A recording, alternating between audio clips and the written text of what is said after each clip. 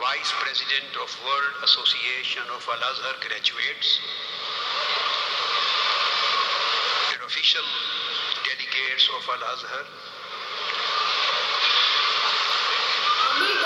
representatives of different governments, members of parliaments and House of Lords, community leaders and representatives, dear elders, and particularly my beloved youth, my brothers and sisters in Islam, and my dear brothers and sisters in humanity, I extend to you a warm welcome and many, many congratulations for attending this conference today, organized by Minhajul Quran International, the Peace for Humanity Conference at Wembley Arena. I hope and pray that all of you, whether Muslim or non-Muslim,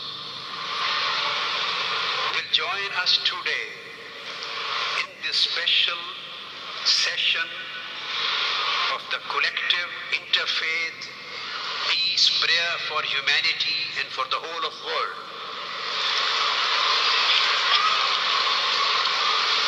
After this welcome address, we will pray for all good things. We will pray for a better world for us and for our future generations. A world of mutual love, a world where we can live in an atmosphere of peaceful coexistence, where we can uphold human values and ensure the rights of the oppressed and unfortunate. A world where we all can live with respect and dignity. And a world where we can feel safety, peace and security. Unfortunately, that peace was tragically and dramatically shattered by the terrible 9/11 bombings. It placed Islam under unprecedented scrutiny and triggered a largely negative reaction towards Muslims.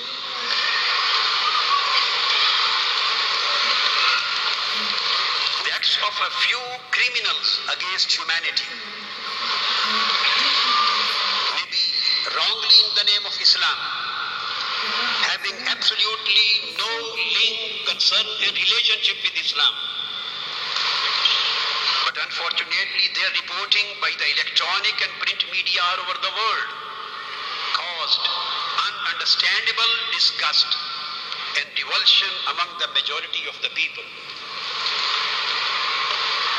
Over this last decade, this event, together with subsequent atrocities, has continued to color the perception of the general public about Islam.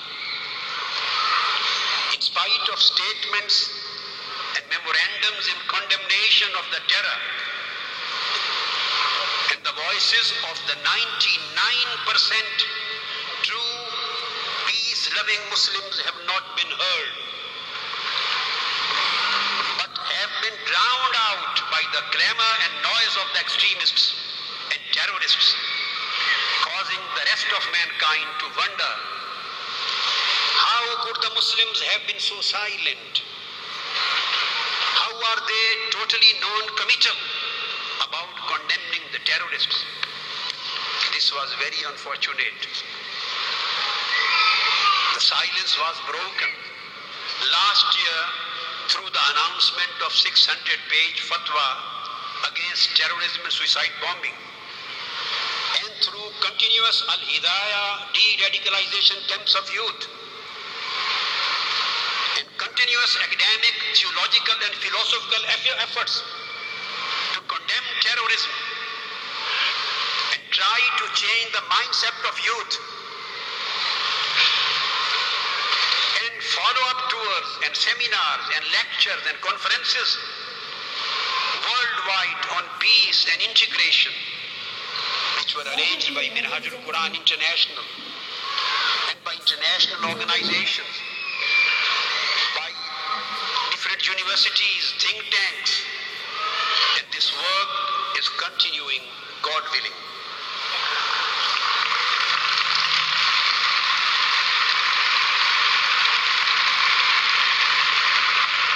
Extremism and terrorism over the last decade has torn apart the communities.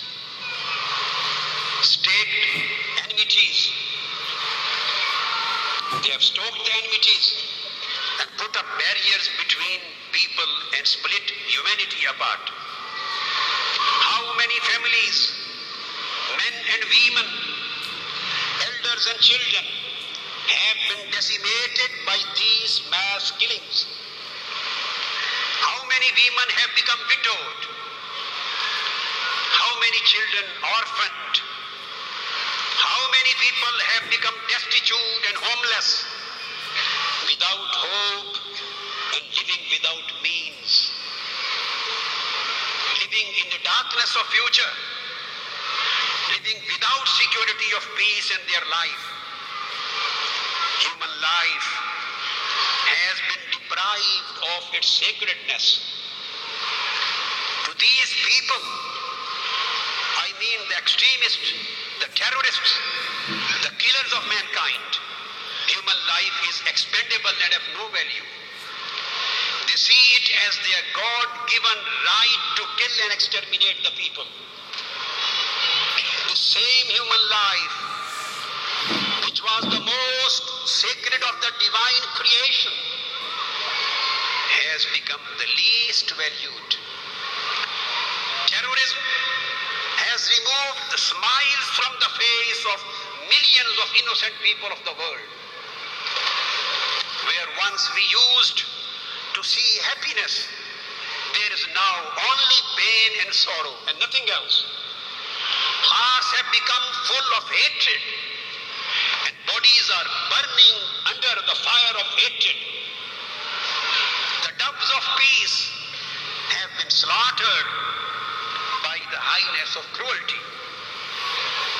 Terrorism has driven human beings apart from each other in order to create an atmosphere of suspicion, distrust, confusion, hatred among them, so that they can never get united.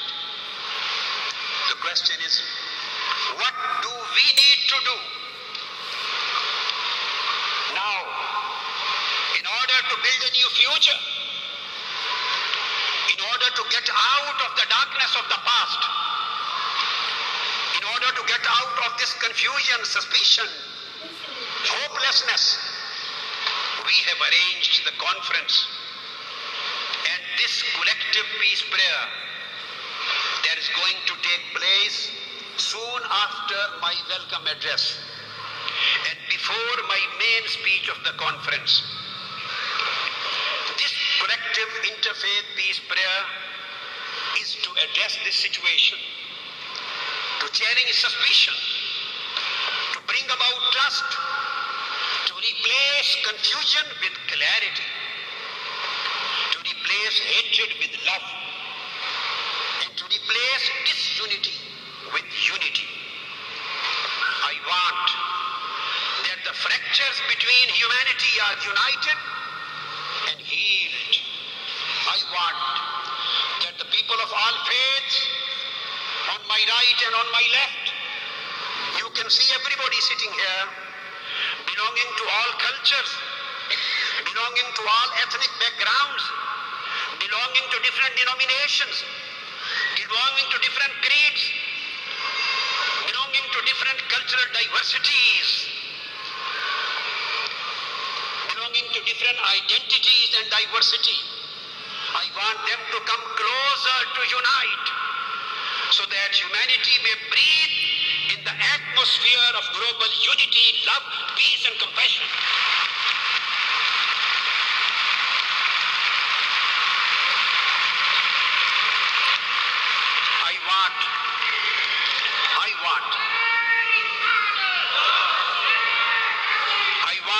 see and accept this religious and cultural diversity and cultivate of freedom of faith.